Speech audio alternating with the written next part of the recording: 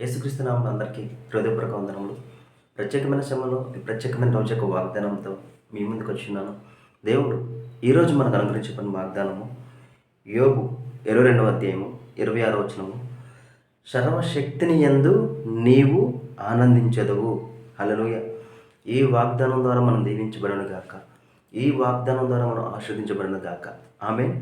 ఎప్పుడైతే ఇచ్చిన వాగ్దానం బట్టి నడుతామో అడిగిన సమస్తాన్ని దేవుడు మనకి అనుగ్రహిస్తాడండి. ఎందుకంటే అనేకమైన వాగ్దానం ఇచ్చినాడు. ప్రతి వాగ్దానానికి తన ప్రియకుమారుని ద్వారా మనల్ని వారసులుగా చేసినాడు. కాబట్టి ఈరోజు ఈ వాగ్దానం బట్టి అడుగుదాము, మనకు కావాల్సిన సమస్తాన్ని మనము పొందుకుందాము. ఇచ్చిన వాగ్దానం ఏంటంటే సర్వశక్తిని యందు నీవు ఆనందించదవు. హల్లెలూయా.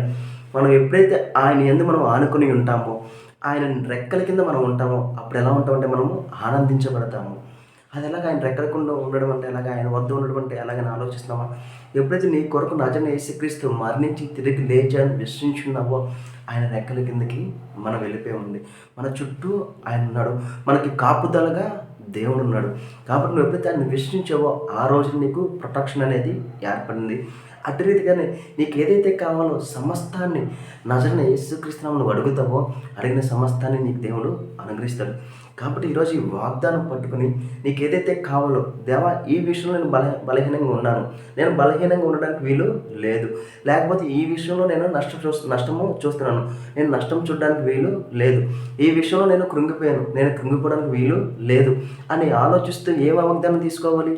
సర్వశక్తిని యందు నీవు ఆనందించదు. అయినను ఇంత బాధలో ఉండినను నేను నీ యందు ఆనందిస్తున్నాను. ఎందుకంటే సమస్తాన్ని జయించిన వాడు నజరైన యేసుక్రీస్తు. నువ్వు నాలో ఉన్నావు కదా, అయినను ఇన్ని శ్రమలున్నా, ఇన్ని ఇబ్బందులున్నా నేను నీ యందు ఆనందిస్తున్నాను. ఎందుకంటే నువ్వు నన్ను బయటకు తీసుకురాగలవు, నువ్వు మాత్రమే నాకు విజయం కలగజేయగలవు, నువ్వు మాత్రమే విడుదల కలగజేయగలవు అని ఎప్పుడైతే వాగ్దానం పట్టుకుని నువ్వు అడుగుతావో ఆ పరిస్థితి అంతా దేవుని జీవితం నుండి తీసేస్తాడండి. ఎందుకంటే ఆ పరిస్థితిని వైపు కాకుండా ఆ పరిస్థితిని జయించిన వాడు నీలో ఉన్నట్టు నువ్వు గ్రహించుకుని ఆ సమయంలో వాగ్దానాన్ని పట్టుకుని నువ్వు అడుగుతావు, అడిగిన సమస్తాన్ని దేవుడు నీకు ఇస్తాడండి. ఎందుకంటే వాగ్దానానికి వారసులుగా మనము ఉన్నాము. ప్రతి వాగ్దానాన్ని పట్టుకుని జయించేవారిలాగా మనము ఉన్నాము. ప్రతి వాగ్దానాన్ని విశ్వాసం ద్వారా ఎప్పుడైతే అడుగుతావో విశ్వాస కార్యాలు నువ్వు నీ జీవితంలో చూస్తావు. కాబట్టి ఈరోజు ఈ వాగ్దానం పట్టుకుందాం. నీ జీవితంలో ఏదైతే నష్టం ఉందో, ఏదైతే అనారోగ్యం ఉందో, ఏదైతే ఇబ్బంది ఉందో ప్రతిదాన్ని తొలగించుకొని విజయం వైపు మనము నడుద్దాం. ప్రార్థించుకుందామా? స్తోత్రం స్తోత్రం స్తోత్రం స్తోత్రం. మహోన్నతమైన దేవా నీకే ఉంది నా స్తోత్రాలు చెల్లించుకున్నాం. దేవా ఇచ్చిన వాగ్దానం బట్టి నీకే కోట్ల స్తోత్రాలు చెల్లి అడుగుడే మీకు ఇవ్వండి అన్నావు తండ్రి. ఈరోజు ఈ వీడియో చూస్తున్న ప్రతి ఒక్కరు తండ్రి ఆనందించునుగా కానీ ప్రవచిస్తుందండి. వారి ప్రతి ఒక్క బలహీనతలో తీసివేసి ఉన్నావు దేవా. బలమాగు తండ్రి నీ యొక్క వాగ్దానం ద్వారా తండ్రి విశ్వాసం చేస్తండి వారు అనేకమైన ఆశీర్వాదం వారి జీవితంలో పొందుకునుగా కానీ ప్రవచిస్తాం తండ్రి. వారికి ఏదైతే సహాయం కలుగుతుందో నాకైతే సమస్తం తెలియదు కానీ దేవా ఈ వీడియో చూస్తున్న ప్రతి ఒక్కరు తండ్రి వారి అవసరతలు తీరునుగా కానీ ప్రవచిస్తుందండి. ప్రతి ప్రయాణాల్లో మీరే తోడని నడిపించండి. ప్రతి అనారోగ్యం ఆరోగ్యంగా మారునుగా కానీ ప్రవచిస్తున్నాం తండ్రి.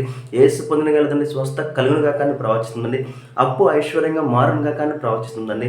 కావాల్సిన ప్రతి ఒక్కరికి కావాల్సిన ప్రతి ఒక్క సహాయాన్ని అందచేయమని నజరేయుడైన యేసుక్రీస్తు నామములో అడిగి వేడుకొంచున్నాం తండ్రి. ఆమేన్. అందరికీ హృదయపూర్వక వందనములు.